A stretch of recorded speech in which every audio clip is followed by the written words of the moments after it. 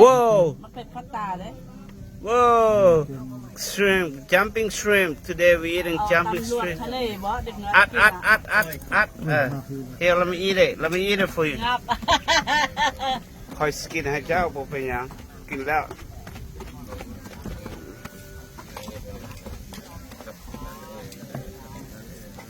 โอ้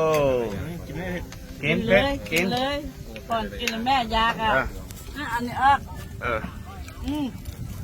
ไปละมุด โว้ มันเต้น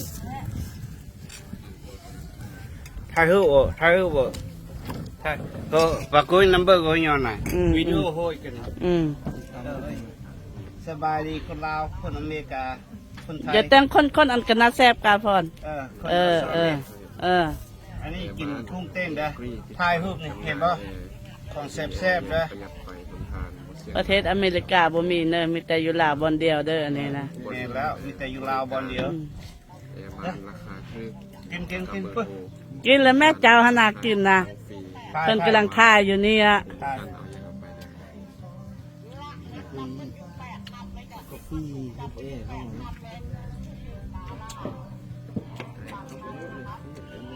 แซ่บบ่ เสือจะกินข้าวเหนียวบ่ ถ้าอยากได้ก็สั่งข้าวเหนียวนะอีกกินข้าวเหนียวก็สั่ง ไอ้ใหญ่ สั่งข้าวเหนียวมา เอาเขาอีสั่ง เอา เอาสั่งเขาไว้เอาไปสั่งเขาไว้ลูก ไม่เดี๋ยวเขามา เขาก็มา เดี๋ยวเขาก็มา เปล่าอย่าง หนึ่งสั่งอีกกับหนึ่งก็ได้อันน่ะนี่อันนี้ก็แซ่บนี่พ่อนนี่ อ่ะ นี่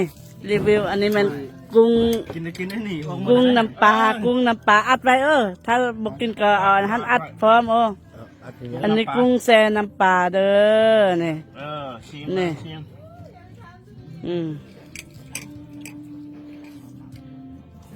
นี่กุ้งแซ่น้ำปลา ก็มันแซ่บกว่า$1,000,000เลย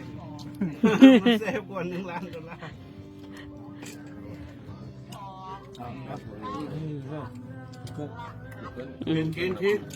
Give me the camera. Give me the video.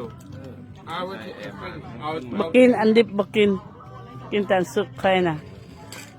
กินแต่ซุป กินติ๊ก เอามันคือขึ้นนี่ ไอ้ไงกิน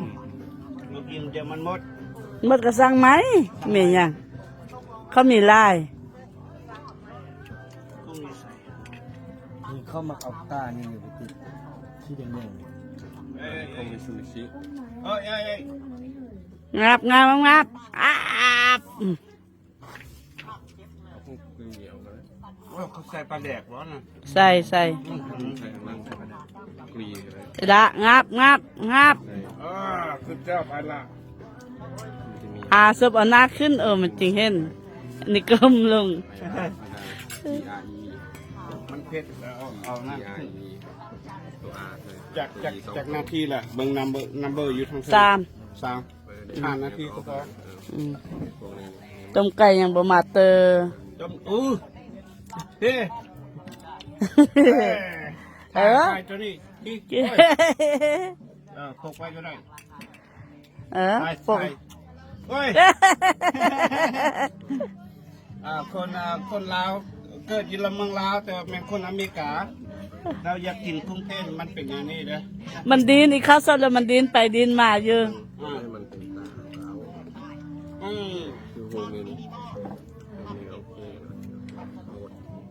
อีกกินแล้วก็เปิดมันเป็นออกอ่ะ กินเราเปิด เดี๋ยวสั่งมาอีกกับหนึ่งหันนะ เราโอเคไปดู4 นาทีมื้อนี้แม่นมื้อนี้แม่นมื้อดีนี่นั่นปุ้ยนั่นอันใหญ่ไอลานี่เพชรอันนี้เอื้อยใหญ่เอื้อยจันทีโอ้ลมเย็นๆคักแบบนี้ อันนี้450มีอย่าง450 ค่าเครื่อง ขายเครื่อง450 บาท วิดีโออยู่หนองเว้ย นั่นแหละ เบิ่งนี่เบิ่งน้อง อยากก็สั่งมาใหม่จะได้เสร็จ น้องปลาแล้วก็น้องshrimp ปุ้ยบ่แม่นปุ้ยทอน เมียงshrimp ตัวกุ้งอยู่ในนี้ได้ปะ ได้ ได้ปะ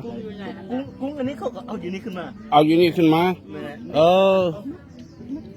สีฟ้านกสังเขา Oh, okay, okay. Yeah, that's a blue net right there that you catch the shrimp with. So, สั่งเอาอยู่หันโอเค โอเค งามเว้ยธรรมศาสตร์เมืองลาว